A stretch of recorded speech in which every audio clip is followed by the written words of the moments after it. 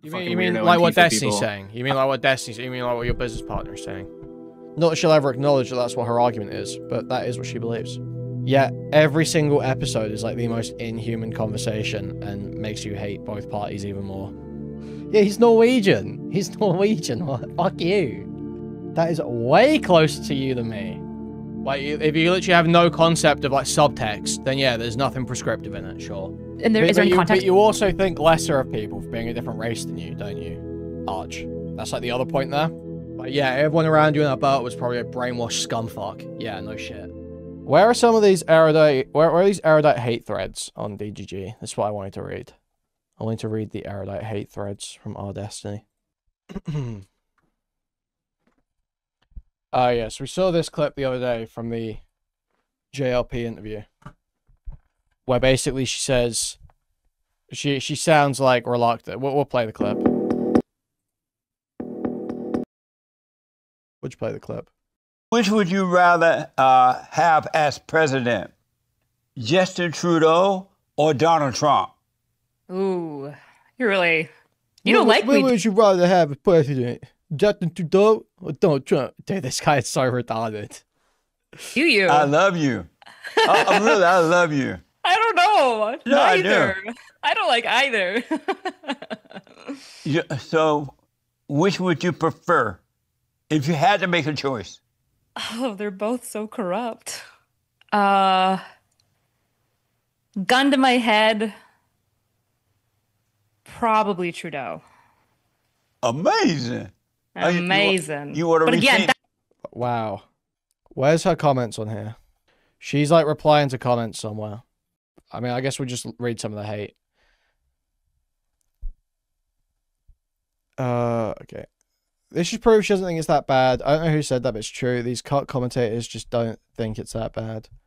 Yes, Destiny said that before. Not trying to pull up race and gender, but assuming both erudite and I are immigrants in the US, our situations couldn't be more different. What Trump does is directly implicating my livelihood and my status here as an immigrant. While erudite can simply switch sides politically and she's good to go. Or just playing both sides of them to get the benefit of the doubt from both sides, especially with her cucked rhetoric. Yeah, it's simply getting boiled down to Trump is not that bad. That's why I hate when people who are not in my situation calling me unhinged when their lives are not at stake due to Trump's policy. I guess there's some Hispanic immigrant that is being racially profiled due to Supreme Court changes. You/not so erudite. Here she is. Guys, it's JLP. This is a joke interview. Of course, I don't think Trump is equal to Trudeau. In every conceivable metric, Trump is obviously and blatantly worse. In this interview, I explain how he's an incompetent and bad leader who won't even allow opposing views be around him. I regularly avoid a full-throated commentary on Trump because my immigration lawyers have told me to be cautious. I've said this to people numerous times. This is a meme question at the end of a joke interview. This post and the comments on it to it are unhinged. Sorry I didn't virtue signal hard enough for you guys. I'll be hosting a DGG Change My Mind next week. I'll check with Hobbit. I think that's the current head model subreddit. If he wants to post the info here, if I can switch to my own, or just on my own YouTube next week. If I'm such a cucked idiot and you're all so smart, cam up and prove it. So it's just a meme? Haha, well memed. You really got us. You're so smart and based. Fucking Albertans, dude. Not so erudite claims that saying Republicans weren't afraid of Biden having criminal immunity because they knew he wouldn't be unhinged is just mind reading. Goes on to dispute how much right-wing pundits/leaders are inciting a civil war and that is left is divided on celebrating. Okay. That's a 10-minute erudite clip. Fuck it, man. The argument that I would like to present is that I think, along with Stephen, this is the point that he made. I just agree. I don't think that they're actually afraid of the consequences of their actions in any way, shape, or form ever. By example of this is the Trump v. US decision. When that decision was made, every single person on the left was fucking horrified because they're like, holy Jesus Christ, the president is immune from criminal liability. Oh God, not one Republican gave a solitary fuck because there is no concern from the right that Joe Biden is going to go do a whole slew of criminally actions that he would be found criminally liable for, and he's going to get away with it because he's now immune from that. But we know Trump will. So we are actually we have a true genuine fear of the consequences of bad actions. I don't think that they do, and I think they showed it as soon as that decision came down from SCOTUS. It was like, oh, you're not afraid of what Biden would do. You never were, because you're not talking about this at all like it's horrible. But we were horrified on our side. Maybe maybe it's a mind read. Like, you guys are mind reading in such a way. You can. Unfortunately, like, it's a mind read. I don't really have a super strong weighing in on like whether they're legitimately afraid of civil war or not. I think that they don't care, but why the fuck would most pundits care about like civil war? Are they being like maybe too carte blanche and should be like more concerned about like genuine assassinations? Probably, but I think a lot of them like probably genuinely believe that they'd rather like die for free speech than like be silenced. I think that that's probably decently legitimate from a lot of them. Like they would accept death. True. I just think that, but I think I wouldn't criticize that if that's what I believe. If that's where I believed it was coming from, like they're saying, like I would rather just have a civil war than have free speech go away. Then I wouldn't even criticize that. I would join. I would agree. I'd be like, yeah, I mean, me too. I'll die for it if I have to. Well, more like they don't. The Constitution. They don't. But I don't think that's what's happening. No. I think like Ben Shapiro, when he thinks about like what he's saying and stuff, like really, I think he most people probably take for granted that civil war is very far away and very unlikely to happen. Like, I think a lot of people, even though they're like inciting, especially like on the side that is the one doing the inciting, I think the thing feels very far away. There might be some level of confidence of like, well, if a civil war happens, we've got all the guns, we've got all the military, we'll probably just dumpster them anyways. I don't think most people are thinking that much about that. Probably like when I try to think about like how these humans are interacting, these very non-human humans, because they're pundits, are they worried about a civil war? No, they're probably more legitimately worried about an assassination attempt. But I think a lot of them genuinely believe that they would be willing to die to continue to like say what they say, because I think that a lot of them believe what they're saying.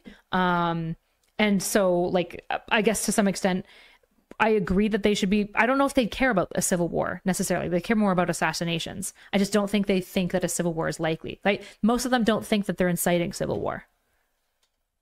By saying that we should have one. What? You don't think that they think they're inciting civil war by saying that there should be a civil war?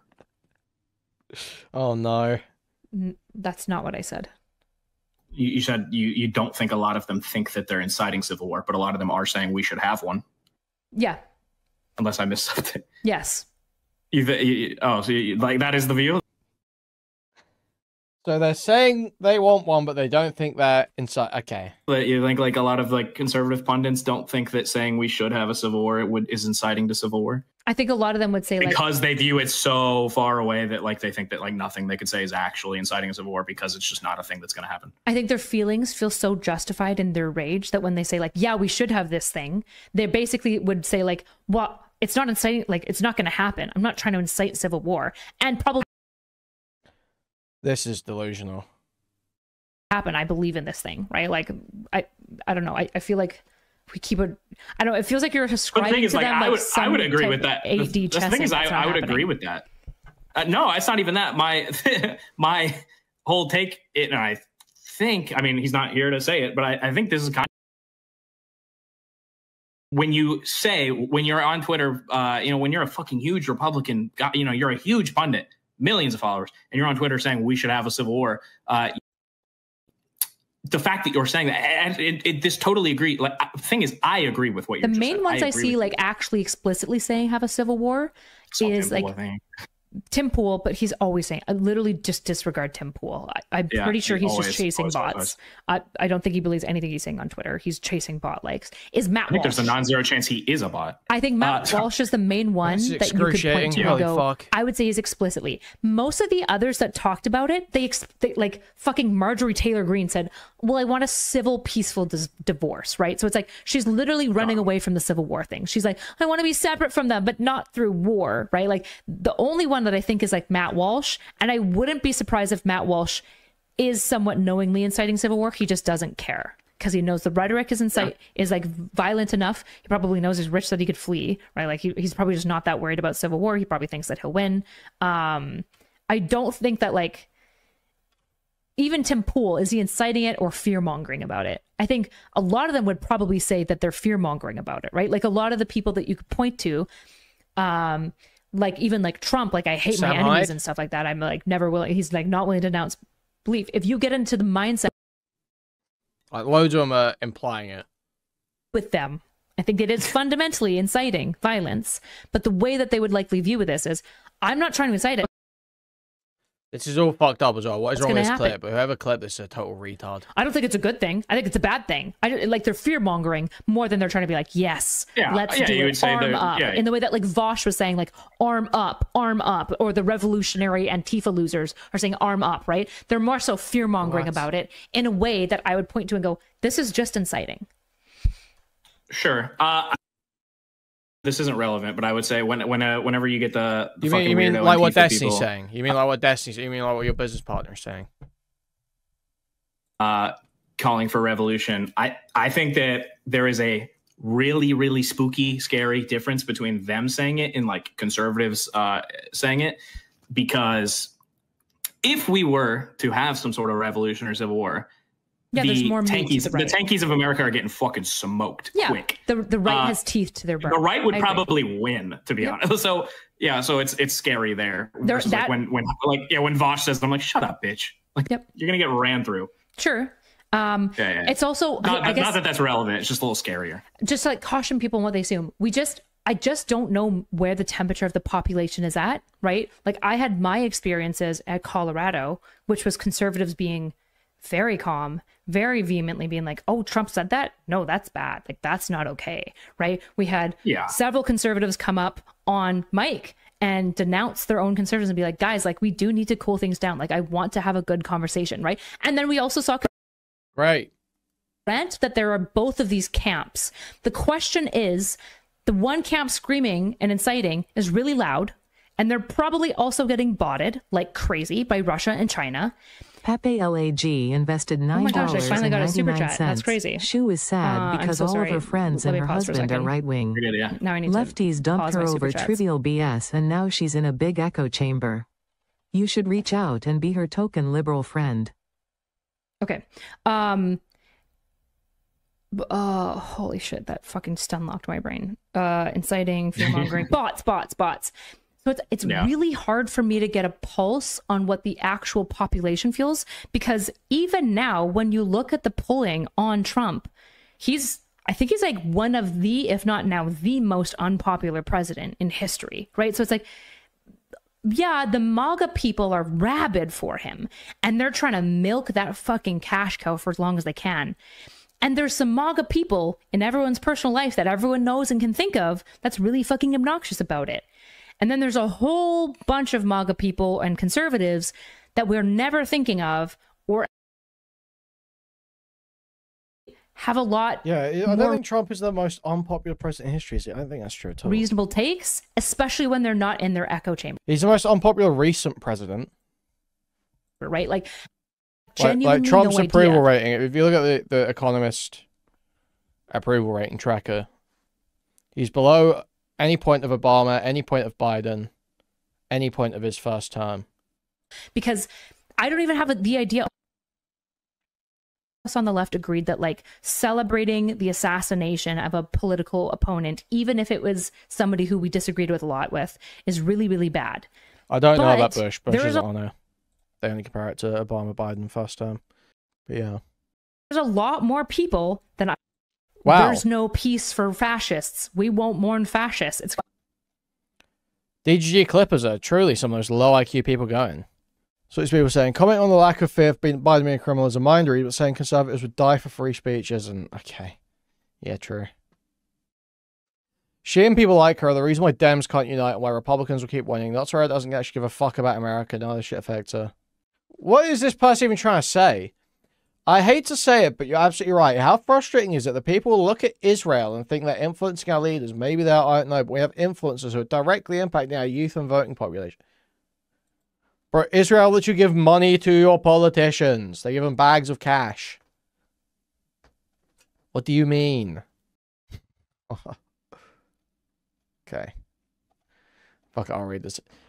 Is it that she doesn't give a fuck, or can she just not understand that sometimes people are too biased, evil, brainwashed?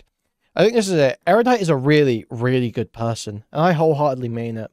Not trying to psychoanalyze too hard, but I think it's what's stopping her from realizing that most maggots, politicians, and voters both would cheer for her death no matter how much you try, and Dems did for decades. You will not turn them around because Republican media would never show her good side to the people that could be convinced. They would immediately demonize her with 4-second clips ripped out of context. I really respect her being so incredibly nice and well-meaning, but I think that's exactly what's making her blind to this. Have you considered that actually she just seeks approval? Think she can get more approval from conservatives by pretending they're not, like, totally evil? At this point, not trying to be mean, but genuinely, if you don't believe the stuff, why are you part of the Unfuck America tour? America isn't fucked, it's just a bad right-wing presidency and stuff will go back to normal, right? Unironically, I'm not saying I'm leaving the left, guys, was just starting the prep to leaving the left. I know the most lukewarm, moderate / blue dog Dems would never be this charitable to Republicans ever. It's insane these people all have the same red line, which is Trump fucking with elections. It's the dumbest thing in the world because we can't fix anything if he does that. It's like saying your red line is the mugger dragging you into an alley. Yeah, well, okay, here's the thing. Trump has already fucked with elections. The red line's been crossed.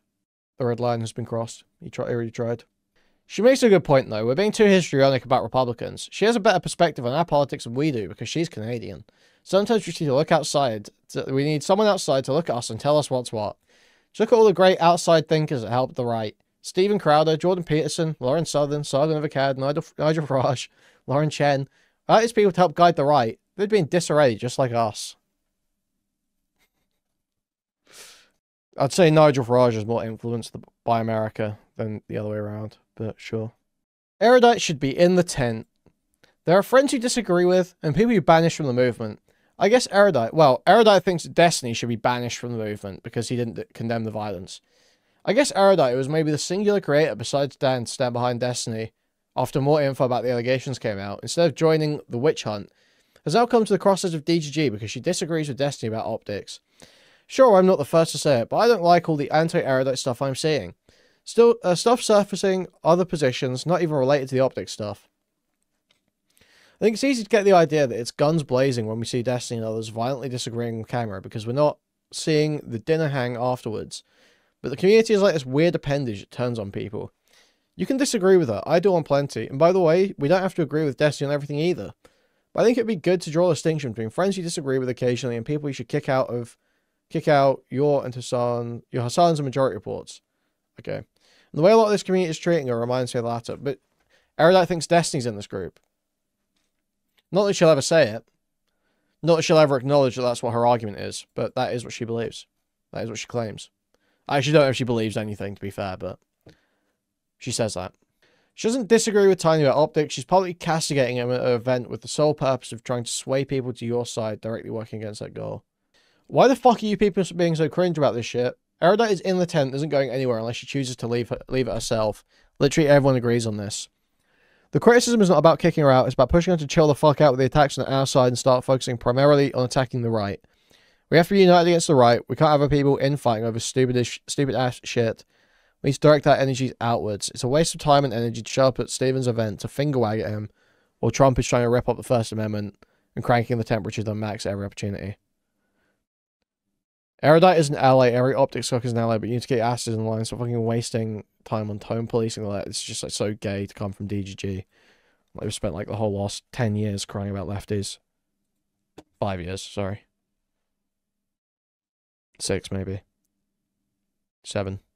Trump or Trudeau? Oh geez man, you really got me with that one. We're a rock and a hard place. I mean, they're both so corrupt, but gun to my head, Trudeau. Yeah, man, this is someone we absolutely need in our tent, encouraging more people, to energize more people to vote for Liberals. It should be top priority to never consider criticizing such a staunch ally. I mean, this is kind of hard-hitting shit we were missing in 2024. No, she shouldn't be. Infighting and tone policing Democrats while claiming to be on the left in the current political climate is fucking insane. Just go away, please, if you like that. Do your own politics and stop sabotaging the Democratic Party. Go and do content with TYT, Hassan, Vosh, Sam Cedar, and all the other leftist cucks. That's your crowd. The tent should be filled with people who are calling things as they are. Right now, the bad politics and unhinged behaviors is 99.9% coming from the MAGA side, supported by the vast majority of Republicans.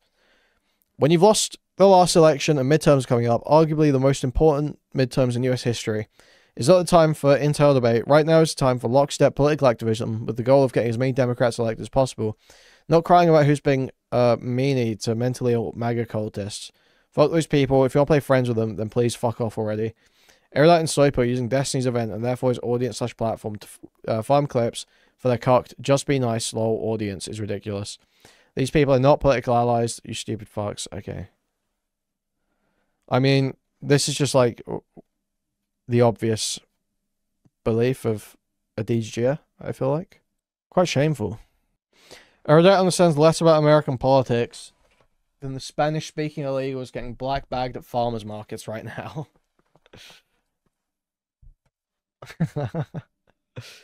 Jesus. What's going on her channel? What's she up to? Hi guys.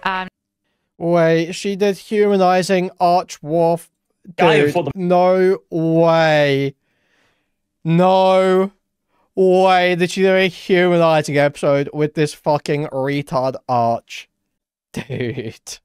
The majority of my time, I've been very idealistic, just like yourself. I actually don't super appreciate being called idealistic because it sounds naive. I believe you are. At the end of the day, we all have to be somewhat subversive. She's just gonna take this from this fucking retard too. This guy's like the lowest IQ fucking loser going. Oh my god. To our opponent. Why do you need to be subversive to have a counter argument? By subversive here, we mean basically to undercut their argument. Maybe I'm wrong. That's been intentionally subversive, which I just didn't expect. Okay, hello everyone. Welcome to another I love how the show is called The Humanizing. Yet every single episode is like the most inhuman conversation and makes you hate both parties even more. Episode of Humanizing. Today I have Arch, formerly Arch Warhammer, now just Arch YouTube, which I'm sure we'll get into why that is the case. As always with the Humanizing show, the point of the show is to understand why somebody thinks what they think. This isn't going to be some epic debate bro show. There are other things you can watch of mine if you want debates. What is interesting to me here is not so much to go through and do PR to say everyone is nice and kind and we should love everyone. The actual question is what makes other people tick and think. And usually when you get into that, because the goal is networking. That's the goal of this show. The goal is networking here. Everyone feels a whole lot more relatable. My goal is that if people like ever look into drama or things that pop off or are controversial about the controversial humanizing figures that I bring on, that essentially you can use this to understand the controversy a little bit better. It is not to excuse or anything like that. And as always, the opinions that are espoused by my guest are not necessarily my opinions. The lack of pushback you'll see is because of the nature of the show. Hi. Full disclaimer done. Hello. You prefer to be called Arch? Hey, DGG, please don't be mean to me about the fact this is going to be a really lame as fuck conversation where I let this guy get away with propagandizing and fucking, what would you say? I can't find the term. Massaging his image as much as possible. That's pretty much what I've been called so far on the internet, so. How long have you been on the internet? You kind of were, your greatest internet saga of controversy was basically post-Gamergate, right? 1 or 2 years after? Probably, depending upon your definition of Gamergate, I suppose, but roundabout. I think I've been on the internet now for, it's gotta have been 10 years plus, I think. It's been a while. Gotcha. Okay, and how's it treated you? Quite well, honestly. It's an excellent job. I am a big, fat, lazy bastard, so I would hate to do a regular 9 to 5, so being able to work whenever I want is pretty great. Wow. And being able to go on the internet, talk to people, have conversations is always fun. I mean, it would have been a lot easier if I just stuck to doing simple That's so true, guys. We hate 9 to 5s. We hate real jobs. We hate all of that. What we love, though, is people who like the stream. So if you wouldn't mind, if you're one of those 450 people watching the stream right now, but you haven't liked the stream yet, moving your cursor to a thumbs up and clicking it, or pressing a thumbs up on your mobile device, that'd be hugely appreciated. However, if you want to take your support one step further, you can donate directly through the Stream Elements link in the pinned chat message. You can also buy a membership to the channel, gift a membership to the channel, gift a whole bunch of memberships randomly throughout the chat, buy a super chat, which will highlight your message and read it out on TTS, or buy a super sticker, which is a YouTube image or gift that will be highlighted in chat and I'll subscribe it to you. You can go to discord.gg/Queeman, twitter.com/Queeman, or reddit.com/r/Queeman. Thank you. Oh, but, well, then Gamergate happened, and it was very clear that a lot of online stuff was going to get a lot more complicated, and, you know, I'm happy with the choices I've made. Okay, gotcha. So, tell me, you said it depends on how you define Gamergate. How do you define Gamergate? Well, from starting point, because I got onto the internet probably a year or two into Gamergate in the initial wave, and then there was a long period of kind of petering off when it was essentially clear that Gamergate hadn't really been able to defeat what it set out to defeat, because we didn't really... Thank you for the $4. Huge appreciate. Thank you. Thank you for 5 gifted easy. Thank you so much. Thank you. Thank you. Know what we were fighting at the time. And so instead it became kind of channels, various channels talking about sort of pseudo-similar things, then beginning to spiral off to the point where you still have quite a few of these channels today, in many cases doing other things or having evolved into other things. Like you still have your Sargon, your Dankula, your Metica, your Armored Skeptic, etc., but many of them are now doing different things as well. So it kind of was this long trailing off period, I would say, where I was probably in the mid-trailing off period that the drama happened, I guess. Gotcha. Okay. So I'm super curious. And so just so you know, I'm actually going to turn off my chat. I try to ignore them. Oh, she's super curious, guys. They are up on screen, but I'm not going to be looking at them. I'm like covering them completely. Okay. So interesting the way that you phrased Gamergate. You said we didn't know what we were fighting. So obviously when I look back, I was not part of the internet world during Gamergate. I was, I married into it. But my understanding is it was a kind of an SJW versus gamers situation in a very, very simplistic description, obviously. From this, it sounds like if I'm using that paradigm, you're on Team Gamer. So who's we, and what do you mean by we didn't quite know what we were fighting against? Well, I think the broadest possible definition is, in essence, that you had a group of people who wanted to politicize entertainment. This was being done largely to push another form of politics, a more left-wing form of politics, which eventually evolved into what we know as progressivism today. Back then, however, they weren't anywhere near as open about it. In fact, it was very, very secretive at the time. The idea of like social Marxism, for example, was a wild conspiracy theory that I remember my friend Sargon did a whole bunch of videos on this in which he was like, can we call this social Marxism? I don't know, but I feel like we could. And it was the era of like Anita Sarkeesian, where people thought to begin with that she was just having a problem with video games, and then the video games needed to evolve, and they would get so much better once they were talking about real topics. Back then, it was all framed, not in a political sense, but actually in the exact opposite, as if it was just other gamers doing things and having concerns about gaming. Even Anita Sarkeesian was defended at the time, was like, oh, if nobody had cared, she would have come along, done her videos, and then disappeared, which I very much so doubt, now knowing what it would eventually turn into. So the opposite side that I found myself on was basically a loose conglomeration of various individuals who were mostly into entertainment, be it TV, comics, gaming, etc. Or even... People absolutely were talking about cultural Marxism during Anita. Yes, they were. Yes, they were. I remember hearing about cultural Marxism when I was 15, 16. And about, I remember hearing about cultural Marxism. I remember hearing about the Kalergi plan and the Great Replacement. All that shit when I was like 15, 16. So that would have been 2015. Even music, who started picking up on this weird vibe that something was changing in our entertainment. And we didn't really know what at the time, and so we began flailing around to figure out what was happening. And one of the earliest instances was, of course, the Kotaku incident, Kotaku, where there was a whole lot of allegations of, in essence, bribery within gaming news sites where sexual favors were traded for good reviews and coverage, etc. And even then, we didn't quite understand all of this. To us, it really did naively seem like we were dealing with a problem in the gaming media coverage rather than anything else. Like, oh, they just need ethic rules to behave like proper journalists. That's what we still thought that was a thing back then. That's why I describe us as not knowing what we were fighting, because none of us had any idea what we were doing here. None of us were educated in this. None of us had philosopher backgrounds or degrees or anything. We were just random people on the internet going, this is weird. What's happening here? So when you said the Kotaku stuff, is this connected to Zoe Quinn? Is... Yeah, Zoe Quinn. Just the intros, though. Just the intros. I forgot the name off the top of my head. God, it's been a long time now. Got you. So, when you say we, was your perspective, when you think about your perspective in Gamergate? No, Anita wasn't 2012.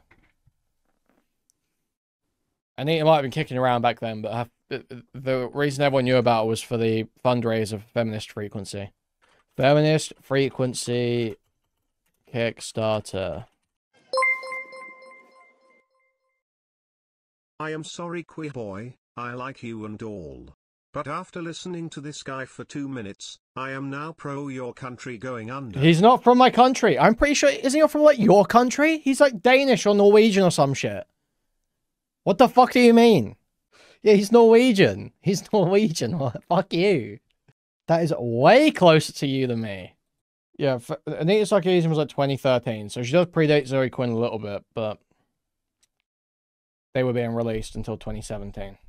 I'd say around 2015, I was definitely hearing about Kalergi Plan, Great Replacement, cultural Marxism, people crying about fucking Bolsheviks and shit, Sargon talking about fucking Bolsheviks, like all this shit. That was literally 2015 was all about that by that point. Did you essentially, like, when did you feel like it became political, and when did you feel the need to start speaking more politically?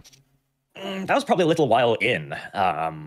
I don't remember how long precisely, but it was specifically around the time when it began to become more obvious that the Anita Sarkeesian movement, for example, was not just about critiquing video games. It had an actual point. And at the time, it was feminism before it evolved and split away with progressivism. It then became clear that this was going to spread everywhere. This wasn't going to be confined to just a genre of gaming or critiquing of male characters or female characters, all of that. It was going to affect everything.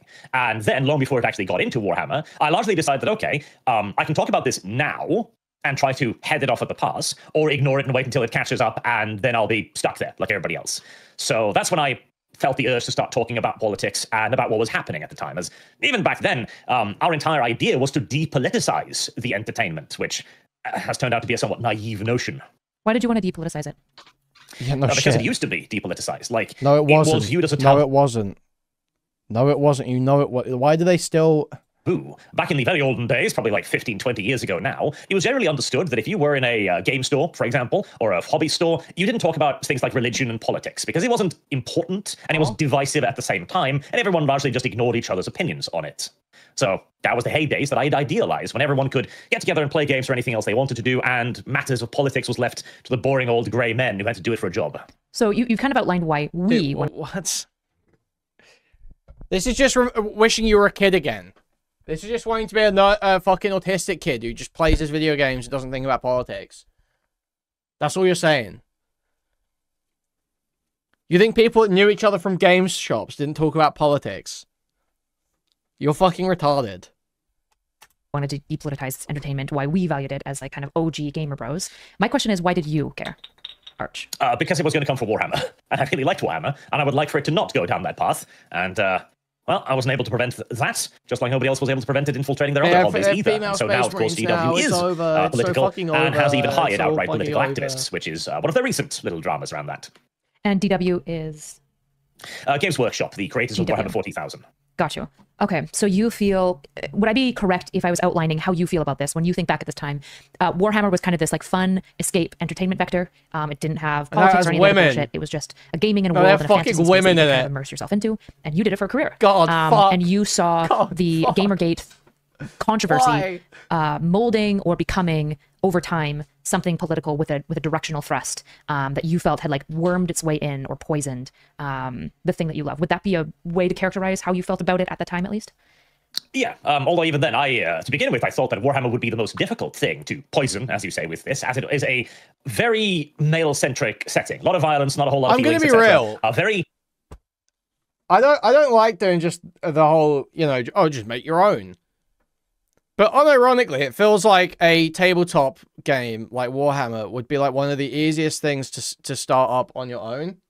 Like if you wanted to just start, if you are like a group of friends, wanting to just come up with designs for figurines and write codexes full of lore and the stats, it would be this is a very achievable thing.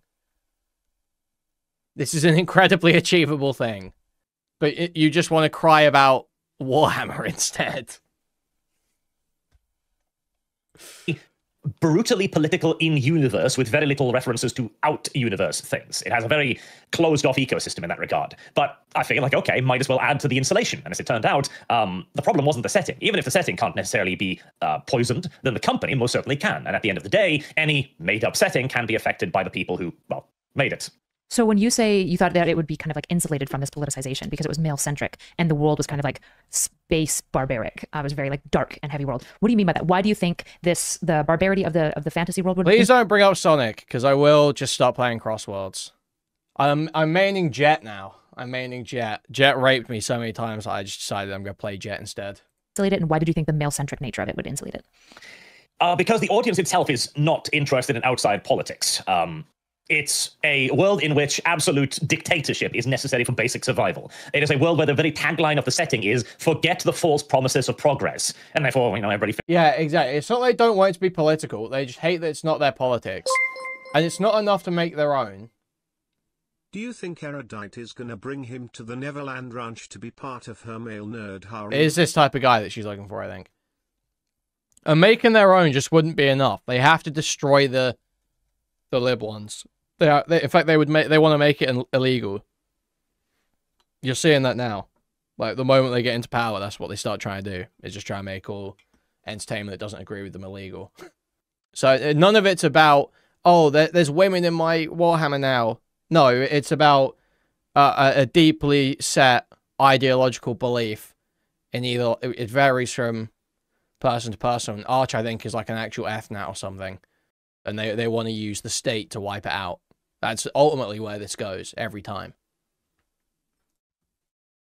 Figured that a ideal based entirely on progressivism would not find a lot of fertile ground here, as the entire setting is anti-progress, anti-technology. It views it as a dangerous force. There is virtually nothing left-wing in 40k. It is practically, by definition, an explicitly right-wing setting.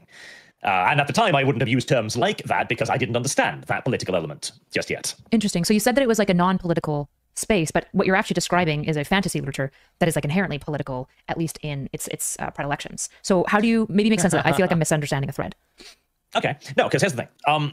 At the time, it was right-wing. Okay, right? So. Okay, right, there we go. Oh, okay, there we go. Very people have often accused the Imperium of being fascist, for example, and the only thing preventing the Imperium from being fascist is because it's too large to centrally govern, in essence. And that has never been a particularly popular political direction after the whole kerfuffle in the 1940s. And so it wasn't viewed as a reasonable political inspiration. You know, nobody sought to emulate Warhammer 40k. Even today, nobody was like, "Oh, 40,000. That sounds like a good system of government, right?" No, they do. No, they do. No, they literally do. And so nobody viewed it in a political lens because it seemed absurd. We will never apply 40k politically because that's a nightmare future where everyone's suffering and being eaten by aliens. Not exactly an aspirational state of being. Meanwhile... It's like the same as Starship Troopers. Like Starship Troopers and Warhammer 40k. Loads of people that like this shit do see it as aspirational. Yeah. They literally do just see it as aspirational. Now, of course, that we have been told a lot more about politics, how everything is political, then yes, it is certainly far more right-wing than left-wing. It is individualistic. It is yourself first. It is about being assertive about one's own right. It is not bowing to external pressure, etc. It is storytelling as a narrative, a constructed narrative, rather than merely interpretive, as the left often wants to have, like, oh, well, if it's fiction, we can just change it to be more inclusive, etc. And Warhammer 40k is very much so no. If you do that, then the internal consistency of the argument begins to fail. The universe falls apart. Right, okay. So that's, yeah. I feel like I don't explain that properly, but hopefully it'll sink in. Gotcha. I think I'm understanding. Right. It's a fantasy world, and the reason you're saying it's not political, if I'm understanding, and then correct me if I'm wrong, is because the normative conclusions of the world isn't something somebody's aspiring towards, right? Nobody looks at 40k and goes like, that's who I want to be. That's the world that I want to generate. In fact, it's in many ways like the opposite. It's this like fantasy literature world where the world itself is almost like a warning of being like, definitely don't want this world. It's almost prescriptively normative in the opposite direction, if it's normative at all, which it sounds like you're saying it wasn't normative. And by normative, I mean it doesn't prescribe things we ought to do. Whereas you would outline something political. It does if you're not like totally low IQ. If you like, yeah, it doesn't have anything prescriptive about it. If you like just turn your fucking brain off. Like if you literally have no concept of like subtext, then yeah, there's nothing prescriptive in it, sure. Ought to strive towards. It's a directionality, often tied to morality that we should pursue. Am I understanding you correctly? Yes, that's correct, because that's how I view politics. Because politics is, of course, making an argument for where we should go, right? It's about convincing people this is a good form of government, this is what we should be doing. Pointing, therefore, to the evil space empire that oppresses its population out of simple need for survival is not a very good political argument, no. Sure, so in the midst of Gamergate, things got hairy for lots of creators. I actually personally know Aaron Ganji, who is Zoe Quinn's ex-boyfriend, who wrote the blog. Got hairy for a lot of people, and it got hairy for you. So I guess from your perspective, what happened with, I don't know, would you call it a cancellation? It was certainly a controversy. I mean, I would, because it was basically an organized force of people from an external website going in and basically combing through the Discord back then for any messages that they could clip as far out of context as they could and then present them in a negative light. So I wouldn't call it a cancellation. Could you, before you go on, could you describe your Discord? Awesome. Because the Discord logs, I think, are the one thing that I wanted to pull up and maybe go through with you. But before we do that, what was your Discord like? Because every Discord has a very different, distinct, unique culture, especially in modern day. Discord is increasingly becoming important to understand. Well, the Discord was created basically just for a place for people to hang out. That was the original idea. And I figured, like, okay, well, everyone on here is friends, and so they can just do whatever they want, interact with each other in whatever they want. And it was very laissez-faire and very hands-off on the moderation side. And that turned out to be a bad idea in the long term, of course. But it was just intended to be a place where everybody could hang out and talk to each other in this fan community that I'd created. How did you go about managing? So, like, I have a pretty free speech Discord as well. And as you know, when you do that, it creates lots of problems because free speech also means people can be dickheads to each other. How did you guys go about managing nasty comments or negative comments or slurs or anything like that? Like, was it just managing the minimum Discord TOS and that's about it? Or how did you resolve problems? Oh, not even really that. Like, because the ideal back then was we all thought we would have, as close to absolute free speech as possible. And so the management, I just left to a bunch of people who volunteered and like, okay, well, I'm sure everything will be fine. I didn't really think about it more than that. Did you spend time in your Discord? Occasionally, but not that much because, time restraints. But I used to speak there, freely, which wasn't part of the problem, as I've learned since. Gotcha. So I did go through and dig up old leaks. So obviously the controversy around you, from my understanding, started when Discord logs got leaked of you saying some things that people did not like. Would you say that that's a correct beginning of it, or was there anything that happened before then? Well, what happened before then was that I'd already been targeted for years and years. I had initially started doing just Warhammer content because they announced Warhammer Total War, and since I loved Warhammer and Total War, figured, okay, I want to do something around this. And I've always been a fan of racial comedy, so I was making jokes like that even back then when it was still more or less YouTube TOS to allow you to do so. And when I started talking politics, of course, I very quickly became unpopular with the dominant political movement at the time, which was very left-wing. I used to be in contact with companies like Creative Assembly, the makers of Total War, but the moment I started critiquing their setting a bit too much, I lost contact with them and became cancelled by these companies quite quickly. Gotcha. So I'd already been controversial for probably 2-3 years, probably, before any of this actually happened. Okay. So I'm going to try to share my screen with you so you can see what I'm looking at, and hopefully other people can too. Can you see this? I can see that. Okay. So I'm just going to check my stream here for a second to see how dark it is. It's pretty dark. We'll go like this. Okay, so these were leaked. Black history in 3 easy steps. 1, get captured by black people. 2, get sold by black people. 3, get liberated by white people. Any questions? Wow, cool, man. These are comments from, it looks like 2020. 2020. So in the 05, so the beginning of COVID. And you are this like dark arch symbol here. That's your PFP on YouTube. So you got comments like, they were also kind of blackies to think paint rendered them invulnerable to bullets, barbed wire, by the way. What does that mean? Is that like in reference, is that lore? Is that Warhammer lore, blackies? No, the Dahomey Indian, African tribe, the Dahomey. This was in reference to the French campaign against the Dahomey. The Dahomey had a belief that if they put on magical paint, it would protect them against bullets and be able to break barbed wire with their bare hands. As you can probably imagine, this did not work out quite as well as they had intended. Gotcha. So black history in 3 easy steps: blackies. get captured by black people, get sold by black people, get liberated by white people. Any questions? Obviously, that was just in and of itself. I 100% stand by it, however. Gotcha. That comment has aged like fine fucking wine, in my opinion. Okay. Pretty sure it had a Ching Chong author. Like, again, I came from an area where racial humor was entirely normal. Ching Chong was just a normal word for Chinese people in comedy back then. Sure. And is there any context? But you also think lesser of people for being a different race than you, don't you, Arch? That's like the other point there. To this, or? Somebody was asking if the writer of a book, who it was, and I was like, I'm pretty sure he's Chinese, but I couldn't remember his name, or spell it for that matter. Okay. And we've got, maybe God does hate yellow people, unpopular opinion, but the Chinese deserved it. I mean, the locusts do seem to be setting a pattern. Bright side of life. I don't remember the context of this. I think it was some kind of ancient disaster about the Yellow River flooding. And obviously, I'm being tongue-in-cheek here. Like, God, 1, I'm not sure he's real. 2, I don't think he floods the Yellow River solely to kill Chinese people, etc. Gotcha. So, joke. Gotcha. Real fascism leads to a utopian state where every member is both spiritually and physically fulfilled whilst living in as much luxury as a state can possibly afford. And the next comment after that is how the left views fascism. As in, the left says, communism, it leads to a utopian state where every member of society will live in the highest level of luxury the state can afford. And so I simply say, okay, well, that's exactly what fascism aspires to. That is the words of Evola. Like, okay, well, if we just get all of the power, it'll be utopian. Everyone will live spiritually fulfilled. Everyone will have fantastic lives. However, reality seems to disagree with this assertion. Okay, so these get leaked. It sounds like essentially you're saying, I stand by all these jokes. It's actually an anti-fascist message, guys. Comments. Some are jokes, some were comments, right? It sounds like the fascist one was commentary, kind of like tongue-in-cheek commentary, kind of critiquing yes. Marxists.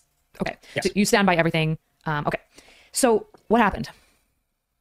Well, for me and my community, these were obviously jokes and or political critiques. Like the last one, for example, literally the next line is, that is how the communists present themselves, explaining it. But this was cut out of context because the intent, of course, was to paint me in the most negative light possible. And at the time, I thought nothing of it. I just figured, okay, well, we can talk about anything on the internet, right? And that was it. And now in retrospect, I, of course, have learned that if you take things out of its context and present it to people who don't understand the community, who don't know the character, etc., the person speaking, their humor, and simple text not communicating humor very well, it can easily be misconstrued in the most negative fashion possible. That's exactly what happened here. In essence, it's a tale of a young, dumb, naive Arch thinking his little corner of the internet would remain insulated from everything else. Yeah, so I'm glad you kind of threw in that personal piece there. It's interesting. I don't know if you noticed this when we talk, you do a lot of intellectualizing and there's not a lot of like you present. Because I'm curious also like how you thought and felt about these things. So you described yourself as young, dumb Arch, who is naive about, you know, the world broadly. Could you maybe describe that to me? Like, what do you, if you could go back and talk to yourself pre-2020, would you give yourself advice? Would you change anything? Like what do you feel like has shifted in your mindset since then? That you're not naive, I'm presuming now. Yeah, well, I just tell young Arch that, no, everything you say will be posted on the internet somewhere. Assume that, and so be very careful about what you say. You mentioned, like, speaking in an intellectual fashion. I guess that's kind of the result of that, learning that, okay, you've got to speak properly, right? You have to try and explain your position as well as possible, I guess, as immediately as possible, and not be as laid back, you know, as trusting, I suppose. As that is probably the biggest word of advice I'd give to my younger self. Don't trust people on the internet. Gotcha. So the intellectualizing that we're talking about, you feel like it's somewhat developed as like a, I don't know if you call it a defense mechanism, I'm not sure what language you would use precisely there, but a sort of mechanism of management in response to understanding that your words will constantly potentially get clipped out of context. So you need to give full kind of intellectual explanations of it. And I'm not sure if you feel this way, but simultaneously need to look as not defensive as possible while doing so. Possibly. I think the last part, if anything, is subconscious, but it's also just because, again, back then, we knew nothing about what was going on. This was still viewed as simply just a battle for free speech, in essence, where we didn't understand the political aspect of things. Right. Now that I understand a lot more about the political aspect of things, it introduces a lot more words that are more descriptive and easier to use. So my language has evolved with increased understanding of the subject matter at hand, basically. Gotcha. It's not about free speech. Not necessarily intentional, just because it's more effective, I guess. Mm-hmm. Tell me if we can slightly shift tones. Let's go like way back. Okay, so you've been doing content for 10 years. It's a long time. What got you into 40K? What got you into YouTube content in the first place? Why did you start making YouTube videos about, of all things, as somebody who's not very into the Warhammer world, Warhammer lore YouTube, I've discovered, is a very big thing. I have a friend who does Warhammer lore content as well. What got you into that? Because you were one of the first adopters of this style, I believe, as well, correct? Yeah, Warhammer YouTube, as it exists today, I can say, without a whole lot of exaggeration, is basically my creation. As before me, there was precisely one. You're such cope, man. What bizarre cope.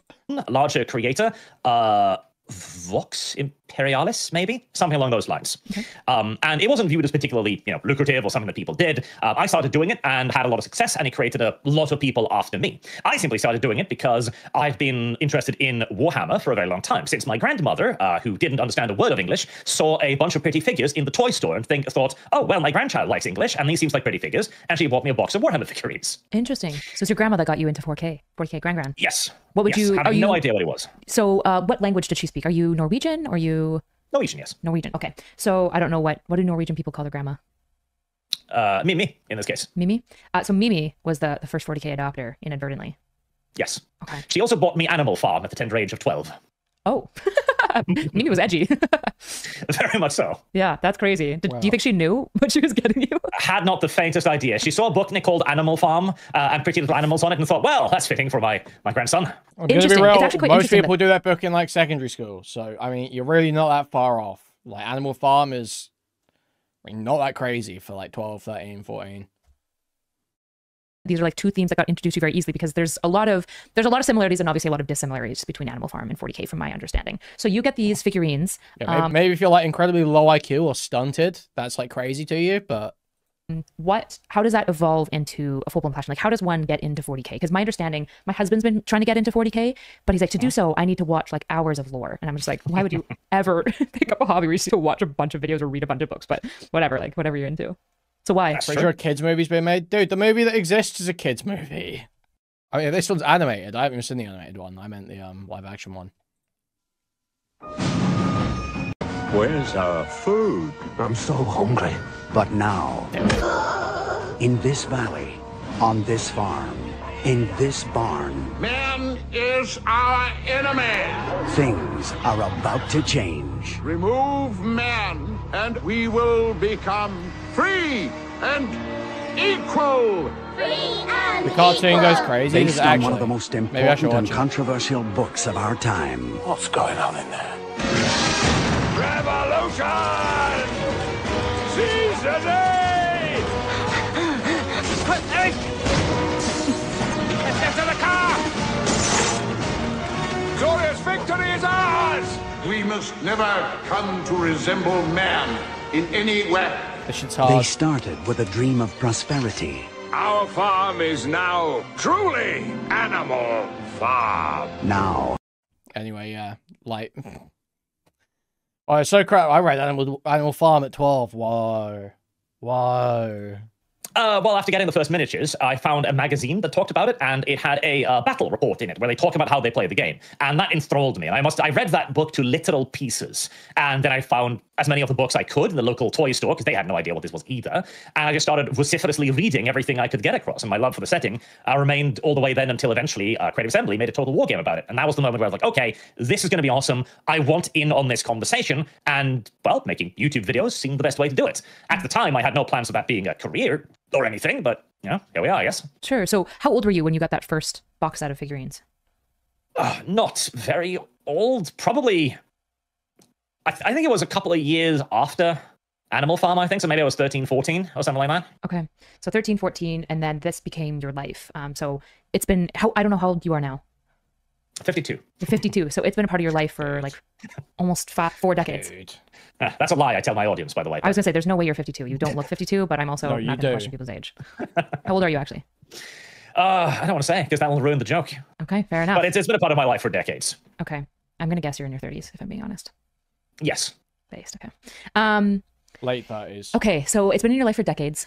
You start making content on it. Were you working at the time? Like, did you have a full-time job that you were able to end to go into YouTube? Partially. I was originally taking an education in 3D modeling and design because I wanted to get into games development, as everyone did back then. Then the Why is he so crash... insecure? Because he's like a bloated autistic retard who his only hope at being relevant or respected in society is by imposing ethno-nationalism so that you're relevant, respected purely by being white.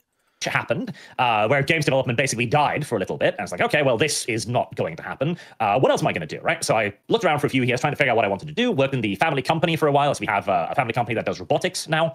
And I was never the kind of guy who was happy with a 9-to-5 job. I could do it. I'd clock in and be a zombie for a few hours and then, awaken again as I left the door. But this seemed like a fun thing to do. And it's something I was genuinely passionate and interested in. So, okay, let's start doing this. And I was one of the lucky few who had the right combination of charisma, timing, and luck to make a career out of YouTube.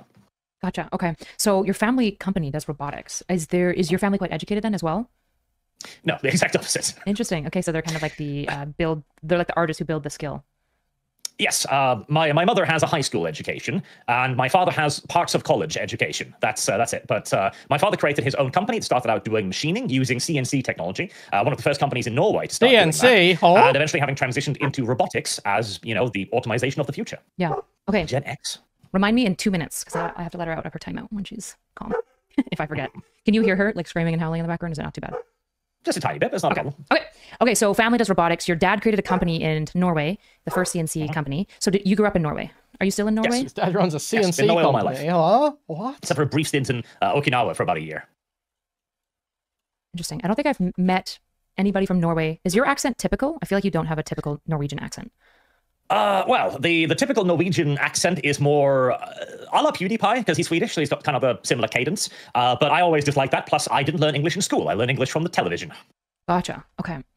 Do you have any siblings, anything like that? Nope, only child. Okay, so only child. Family does robotics. Are you interested in robotics at all? Or no, you were going to go into graphic design and stuff? Well, at the time, we weren't doing robotics either because we were still doing machining of parts. Specifically, the specialization then was packaging machines. So, whenever you get a package in the store, it was probably... I'm actually done with this. I don't think I can listen to this guy anymore. What? Really? How do I get the, Oh, I see. 13 minutes into this VOD, yeah?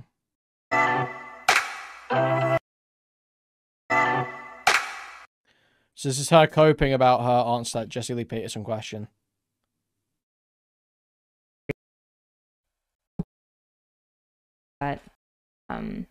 But I was watching on my own and feeling a little antsy, so maybe when we watch it together, I'll have more fun. Destiny went after you today over the Trudeau-Trump question. That's fucking stupid. Oh, wait, it's Queefit. I don't trust you at all. You're a troll. I don't trust you for a second. I support the large idea behind what Destiny is doing, but I can't support him personally. Good on you, though. I said extremely, it seems obvious that the military is going to be used to suppress the midterms. Is it possible to organize around that? Wait, in like the Australian election? Or are you talking about in America? That would be crazy. Destiny attacks anyone and everyone. That's also not true. He actually like pulls his punches really hard a lot of the time, especially with his friends when he disagrees. Like when Steven disagrees with me and his chat's being unhinged, he pulls his punches really well. He does his best like not to be like unhinged about it. I don't know. I have like no qualms with how Steven is like engaged with me in any way.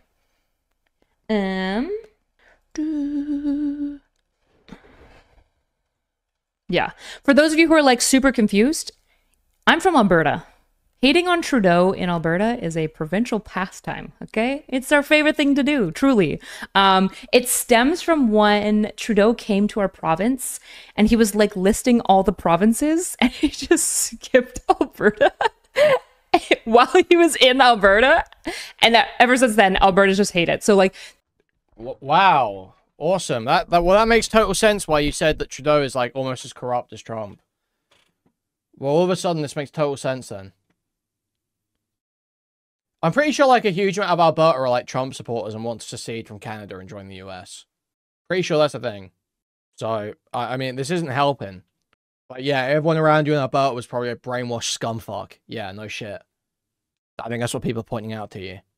There's memes in Alberta will be like pulling your toenails out or having Trudeau as prime minister again. And people are like, oh man, gun to my head. This is really hard.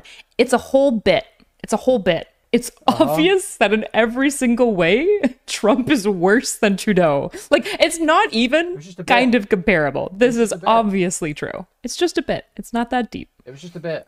Worse than Quebec? Let's watch the clip again. Where's the clip? Guys, it was a bit. She lands the joke so well here. That's why you rather have as president Justin Trudeau or Donald Trump? Ooh, you don't like me, do you? I love you. I love you. I don't know. No, Neither. I don't like either. It's like a bit. It's like a joke.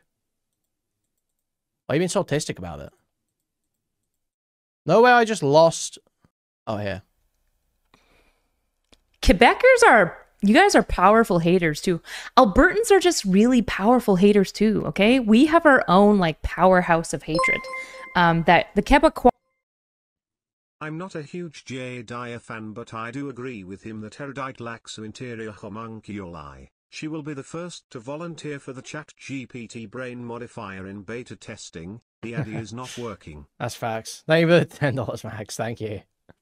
Well, to be fair, you guys are... you guys have been haters for like 2 centuries at least.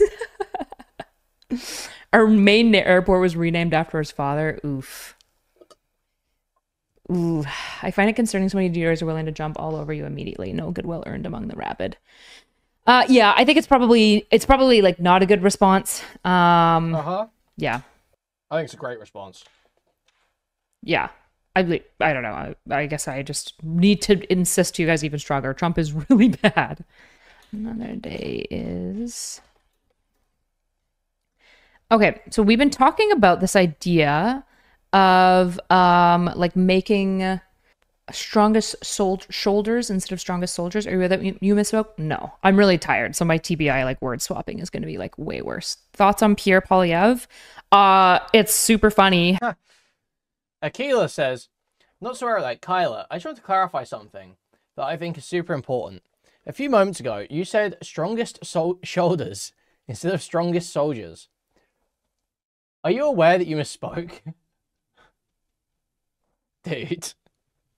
How he just was like doing the Trump grift for like years, and then Trump came out with the Canadian tariffs and he just got nuked out of orbit. Like nuked. Also very satisfying. It's very satisfying to see Canadians like conservative and liberal just be like, fuck you to the Cheeto. Like just proudest moment of my nation in a long time. Okay, it was just a good feeling to see all of Canadians rise up and be like, you've been dick sucking this motherfucker for 5 fucking years and doing his whole bit. Get fucked. And also it was super cool of Mark Carney to allow like the re-election and stuff so he could get his seat. Trudeau is gone now. Yeah, it's Mark Carney right now. And he's great. I'm a big fan. There are tons of Canadian Trump supporters. There unfortunately are a ton of Canadian Trump supporters. Those are the people that we like to call Stupid, fucking retarded might be another word. Another word we might choose for the Canadian Is that buttons? Trump supporters is stupid, slow. Slow is another one we like to use. Rather than calling them Trump supporters in Canada, we just call them the slow people. They come to USA to grift. They wish.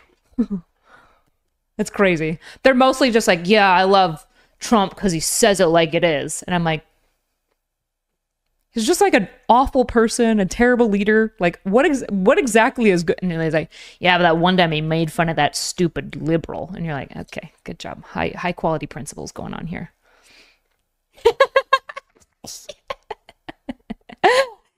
Well done. Do you think calling them stupid is effective? No, not at all. The issue is that, like, she said why Trudeau was so horrible.